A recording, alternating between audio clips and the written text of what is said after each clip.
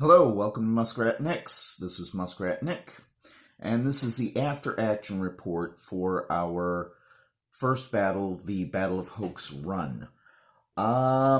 Union lost. Quite a big loss.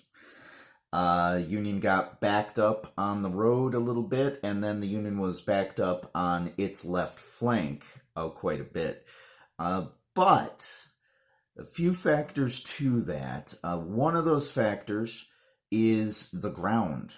Actually, the terrain after the fact. Andy and I talked about his deployment and how half the field essentially was a fortification for him. And under those conditions, the Union was not going to win. He did agree with me when I brought that up. We needed, based on the mission at hand, we kind of needed a more porous front for the Union to get around, get in and about and whatnot. That doesn't mean that it wasn't enjoyable. All right, it was still a lot of fun to play. It was really cool. There were a couple of really good highlight moments, like, for example, when the Union cavalry dismounted. They did exactly what cavalry does, exactly what cavalry was supposed to do. They go, they scout, and they find out what's in front of you. Half of his army was exposed and gave me an idea of what was in front of me. So it was very historically accurate in that regard. I really liked that. While it's frustrating, I've played enough Glory Hallelujah to know that if you play a scenario in the early years of the war, it's really hard for the Union to do anything. Of course, die rolls being what they are, it could be good. Usually it's not that good.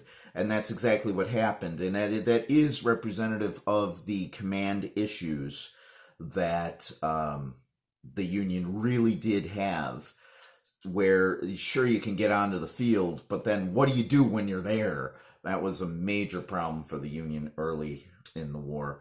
It was really weird to get that blunder with Jackson and his cavalry, having them run off. Excuse my cats.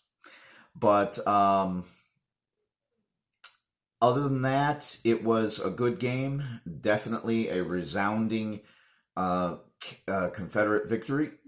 It's also worth noting that we kind of agree the historical outcome matches the battlefield outcome. Given the Union's eventual retreat from the area of operations, the difference is it was a choice in history that the Union made. Given the Union being turned back as bad as it was in our battle here, I don't think the Union would have made a choice. I think the Union would have retreated like they historically did, allowing Jackson and his command the ability to get to Manassas and link up with Beauregard. So the end result is actually matching the historical outcome. While the Union did lose compared to historically the Union was winning, it definitely fits that the Union would have eventually retreated. So it was entertaining. Everybody had a good time. We really enjoyed it very much. I hope you enjoyed it. If you have any ideas on future battles that you would like to see, or if you would like to suggest anything, or if you saw rules that we did wrong or think we did wrong or whatever, we tried to get it as well as we could. But of course, there's always room for improvement and whatnot. So feel free to leave comments and let me know what you think. Thank you very much for your patience and time, and I'll be seeing you later. Bye.